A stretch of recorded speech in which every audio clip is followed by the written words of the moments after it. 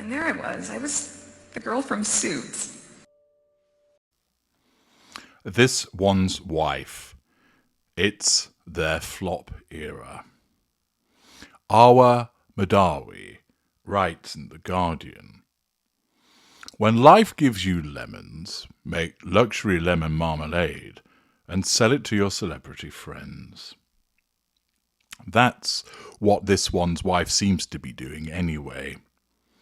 Ever since their break with the royal family, the Sussexes have been struggling to find their feet. So much so that last year, Rolling Stone declared they were in their flop era. Now, pausing there, in order to have a flop era, it would suggest that you would require a sort of imperial era. Pet Shop Boys, the successful British synth duo, made reference to their imperial phase, which was around the time of 1987-1988 when they had hits with It's a Sin, Heart, Always on My Mind, and so forth. Their album actually stormed the charts. But can we say that this one's wife and Harry have had an imperial phase? Would it be, for instance, from when they became engaged, had the wedding, and then left the United Kingdom? They were certainly welcomed, they were certainly liked by numerous people, and they were given every opportunity.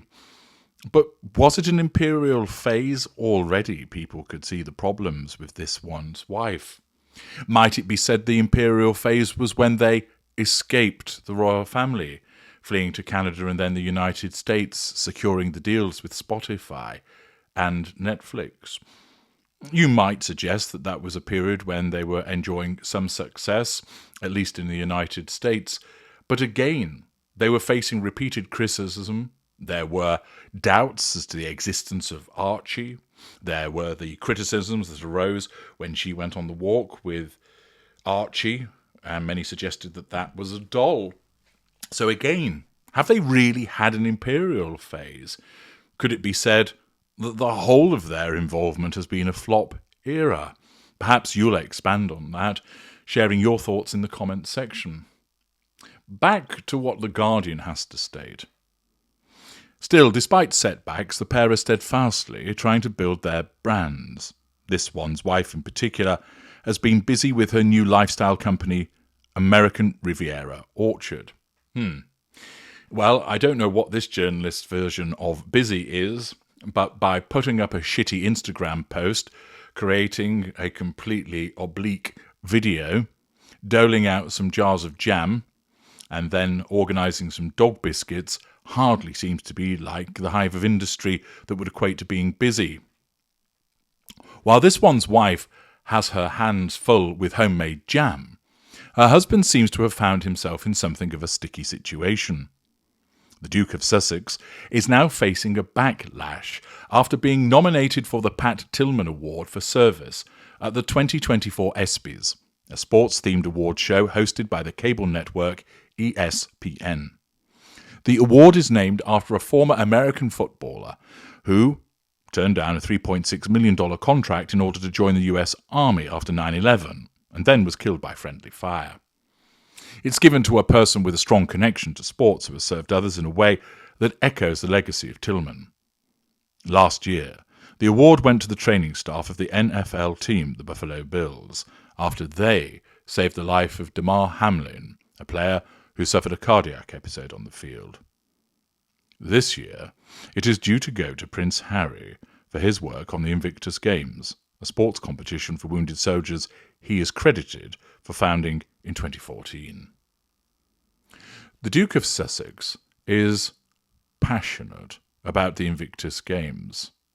There's no doubt about that, but there does seem to be a huge amount of doubt about whether he really deserves this award.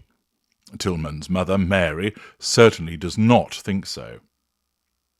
I am shocked as to why they would select such a controversial and divisive individual to receive the award, she recently told the Daily Mail.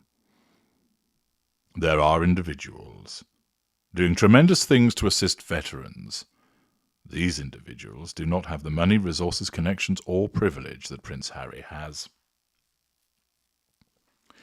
Mary's criticism of the divisive Duke has set off a flurry of bad press on both sides of the Atlantic. Lord West, a former bigwig in the Royal Navy, has said that it is bad publicity for the Duke and he should turn down the award. Pat McAfee, an American sports pundit, complained on his radio show that ESPN was obviously trying to piss people off by selecting Prince Harry. Reactions to the award are so heated, there's even a petition circulating asking ESPN to rethink the nomination. At the time of writing, it's had over 70,000 signatures. Prince Harry, while a former military officer, has been involved in controversies that call into question his suitability to receive an award of this magnitude, the petition alleges. He has faced accusations of endangering his squadron by publicly revealing military kills. The prince also allegedly targeted his own father, Prince Charles, during a flyover.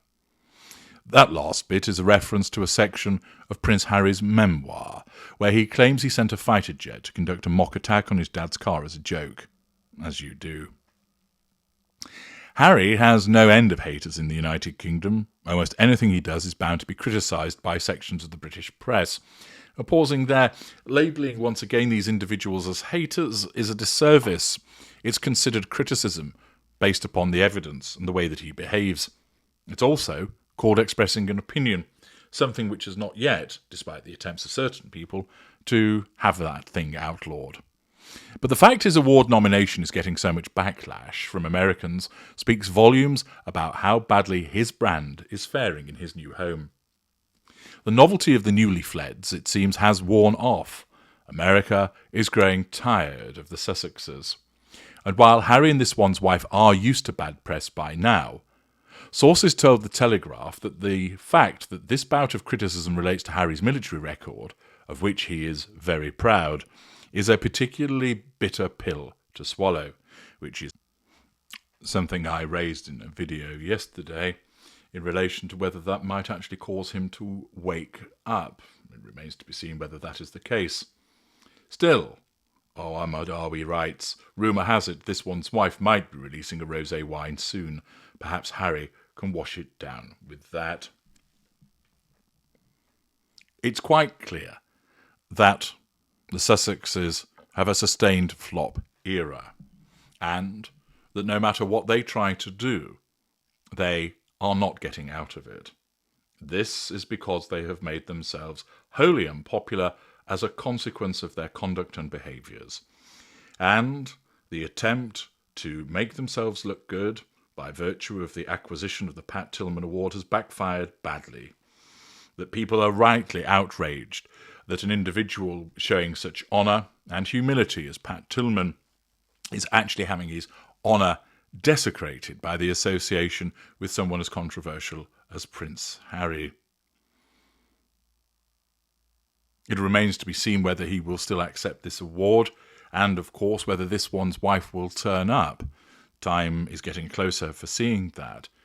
But for the Sussexes, it doesn't appear that there is any adjustment to the flop era whatsoever, that it not only continues, but it worsens, which of course is hugely problematic for a narcissist such as this one's wife. I'm H.G. Tudor. Thank you for listening.